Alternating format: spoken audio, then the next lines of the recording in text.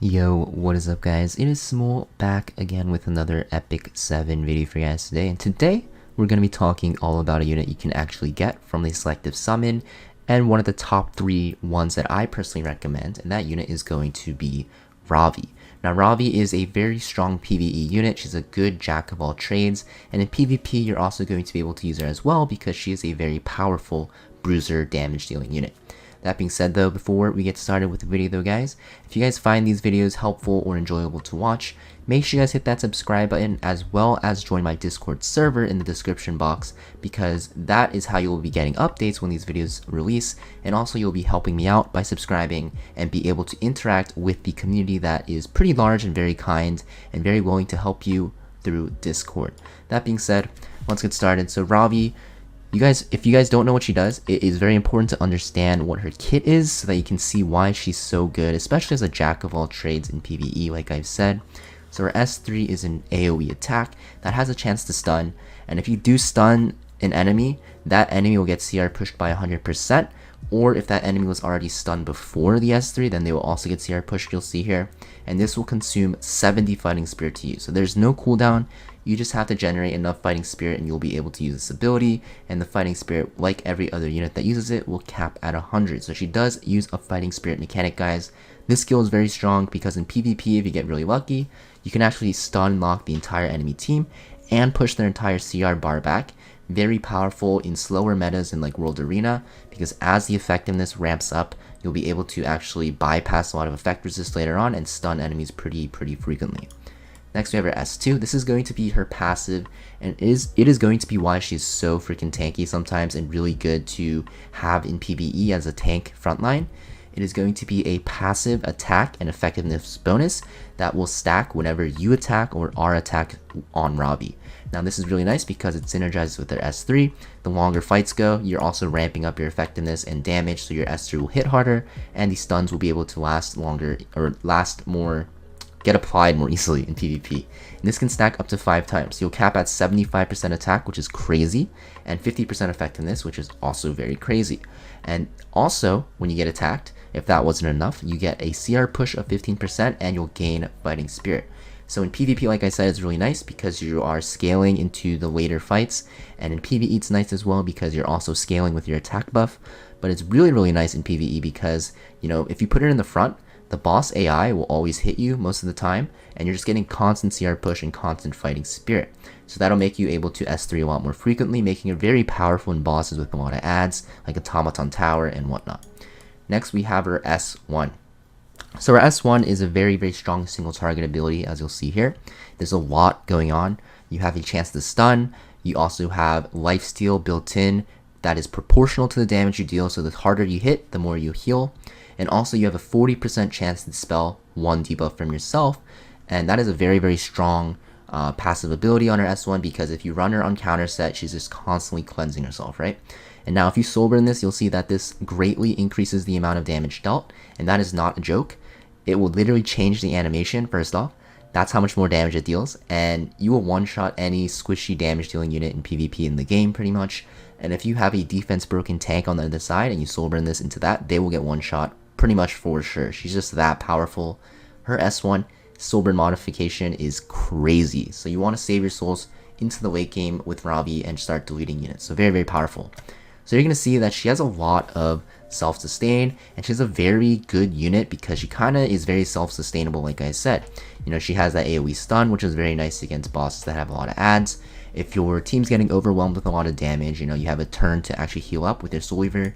She becomes very tanky because she's constantly CR pushing herself with their S2 and stacking up her damage and giving you fighting spirit, and then that allows you to actually cycle faster to S1 quicker and heal and also cleanse yourself. So a lot going on with her kit, and that is why she's considered a jack of all trades. She's very good, especially if you slot her into the front as a tank, as a bruiser. You know, she can also deal damage as well, and if you get lucky enough to farm a counter set on her, you can actually, you know, have that chance to counter every time she's hit as well. She has that chance to heal and dispel that debuff as well from herself. So very good as a tank, especially for PvE. She excels in Ancient Inheritance. She's extremely broken there in Ancient Inheritance. That's the one area of content where Ravi's like really strong. She's also really strong in Automaton Tower. You can actually solo Automaton Tower if you get the right upgrades with her on level 5. She's that powerful. And in general, you can take her into Raid, you can take her into Abyss. She's very good in Adventure, she's very good in Earth Expedition, very good in Golem. Basically, she makes it so that early and mid-game players can tackle more challenging content that they wouldn't be able to tackle without having Ravi built. So she's very, very important to get. Not very important, but if you do have her from your selective summon or you have her on your bench as a not late game player, then you definitely want to build her up. She will help you a lot. I even use her a lot still, especially in harder areas of content like Automaton Tower and Ancient Inheritance, like I said. And even for dog walking, sometimes I'll bring her as well, especially because she guarantees that you'll clear the stage. So yes, she's very, very powerful, guys. PvP though, you don't really see her anymore. Sometimes you see her on Guild Wars Defense. You can still play her in World Arena, and she's a really good counter pick. Namely, if they have like a Landy or a lot of Earth units, you can pick her. She's also very good into very, very slow teams. The meta is slowing down a bit, so maybe Ravi will have a comeback. But she's extremely powerful against slow teams because she scales extremely well with the Battle Frenzy. Attack and effectiveness is definitely what she needs, right? She has that stun. Like I said, if you get lucky and stun everyone, which is very likely if Battle Frenzy ramps up, you'll do a lot of damage as well, and you'll also stun everyone. So she's very, very strong with Battle Frenzy, so she's very strong in slower metas. So I do expect her viability to rise a bit in PvP for World Arena, but for the most part, you won't really see her too much on defense teams or just defense teams in general because she's easy to counter on defense. You can use her in offense still for Guild Wars and Arena if you guys want to pick her into Landy teams or Violet teams, but for the most part, mostly a World Arena unit. That being said, how do you want to build her? So there's only one artifact you can really run on her, guys, and that is Sigurd's Scythe. It's basically whenever you're 50% or less, you'll get increased attack, but the most important part is you will get absorbed HP from the damage you deal. Very nice because even in PvE, if you drop below 50% and she S3s, she will full heal. Same thing in PvP, and her S1 will also start healing even more, and her Soulburn S1 will also fully heal you, so very important to have this artifact. If you guys don't have this artifact, I'd say she's pretty much unusable in PvP almost. Otherwise, you can put her on Timeless Anchor, which is a 3-star artifact. That is okay as well for extra, cleansing. But Sigurd's Scythe is very important. For PvE, likewise, you still want it, but if you don't have it, you can run it on Daydream Joker, and it should still be fine.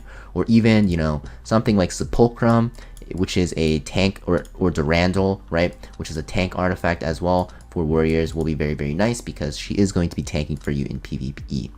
Now for exclusive equipment, so there's 3 options. You have one that has a chance to burn for 2 turns on your slaughter. You have a chance to actually have an increased chance to dispel that debuff from using your S1, and also you have that increased chance to stun on your S3. So no matter the content, guys, you want the first one. You want that extra 40% chance to dispel one debuff because there's a lot of debuffs in PvP and PvE, and that will raise your percent chance to dispel yourself to 80%, which is very important, especially because most of the time you're going to be running her on counter set for both PvE and PvE. Or PvP and PvE. So yeah, that being said, obviously I said it a lot, but the set you're going to want to run on her is counter set. Counter set is the best because she gets so much benefits from her S1. Usually counter sets are really good on units that have really strong S1s, and you're going to see her S1's extremely powerful, has that stun, healing, and a cleanse, so there's no point not to run her on it. You can run her on a speed set, but counter set is better. Now the secondary set, guys, I recommend just running a crit set or pen set, whatever you have. I don't have a pen set for her, but ideally you do want her on a penetration set, but since I don't have one for her, I'm on a crit set. It will make gearing her a bit easier, and the reason is because she does have built-in cleansing with her S1 anyways, so you don't have to worry about her too much.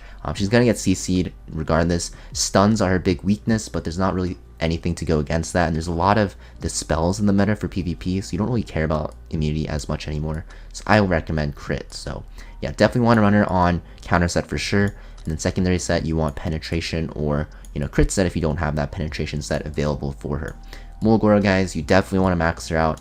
Even for PvE, she is very, very, very gear hungry and stat hungry because she's a bruiser, and everything that gives her damage will just give her more healing, especially her S1, right? You'll heal more with your S1 damage going up, and the other skills, right, will give you more healing because of your Sigurd's Scythe, and why wouldn't you want more damage on her anyways? So yeah, very, very powerful unit, guys. Definitely recommend building her if you have her on her bench. You don't have to give her the best gear in the world because she's not as broken in PvP as she was before, but she's definitely a nice counter pick in World Arena, and in PvE she's very strong in Ancient Inheritance and Automaton Tower for sure.